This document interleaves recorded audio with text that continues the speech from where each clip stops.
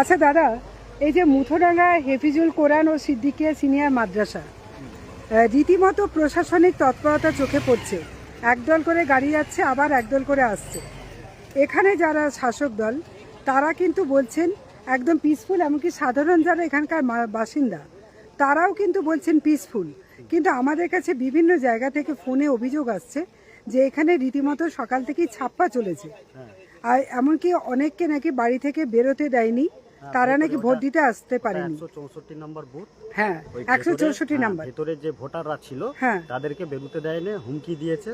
সেইখানে আমরা খবর দিয়েছিলাম রেস্কিউ টিমকে। তারা এসে দেখবেন এইখান দিয়ে ভ্যান আসছে, এসে তারা নিয়ে আসছে লোককে, এই ভোট দিতে আসছে।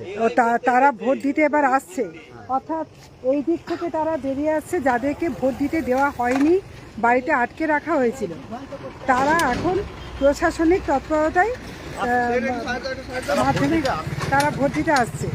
আপনারা কখন জানতে পারেন? আমরা অনেকক্ষণ জানতে প্রায় 10টার কাছে জানতে পেরেছেন।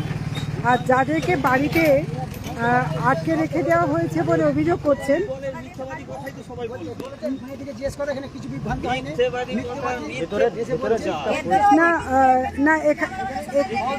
না এখানে নাকি ঝামেলাটা হয়নি। ওরা বলছেন বাড়িতে নাকি তাদেরকে বলে দেওয়া হয়েছিল তারা যেন ভোট দিতে না আসে, এবং তারা আতঙ্কে ভোট দিতে আসতে পারেনি।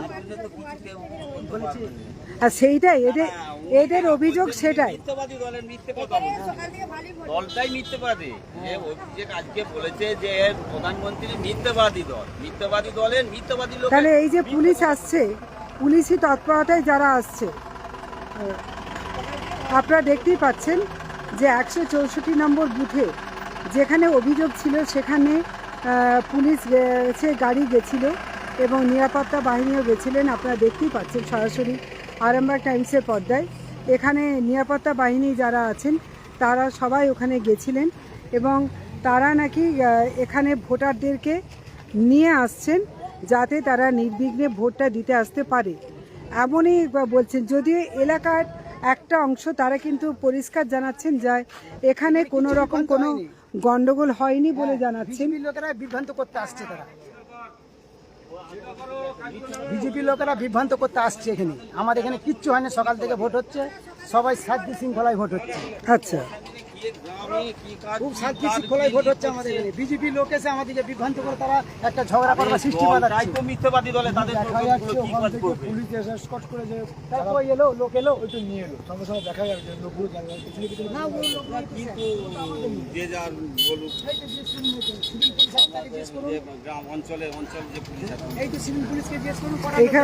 এখন বোঝা যাচ্ছে না, কারণ একে অপরের বিরুদ্ধে তারা বলছেন। এখানে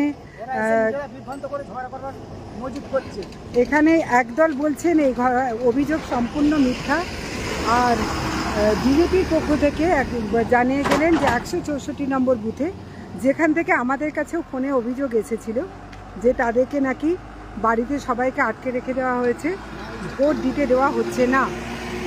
সেই জায়গায় দাঁড়িয়ে এখানে কিন্তু জানাচ্ছেন যে 164 নম্বর বুথে বিভিন্ন বাহিনী থেকে, কেন্দ্রীয় বাহিনী এবং পুলিশ প্রশাসন গেছিল এবং সেখানে যারা ভোট দিতে আসতে পারছিল না,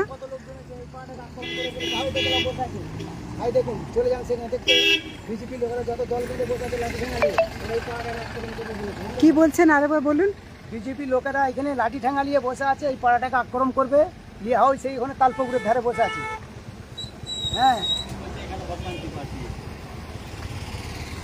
আপনি কি 164 নম্বর বুথের ভোটার?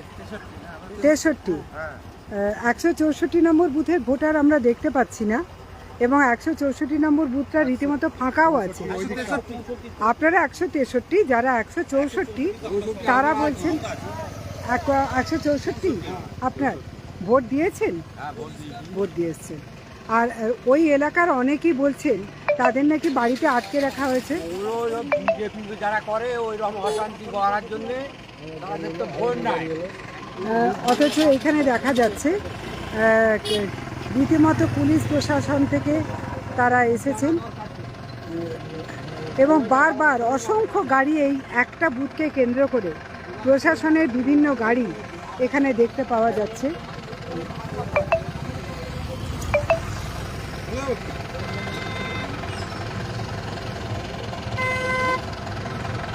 জায়গায়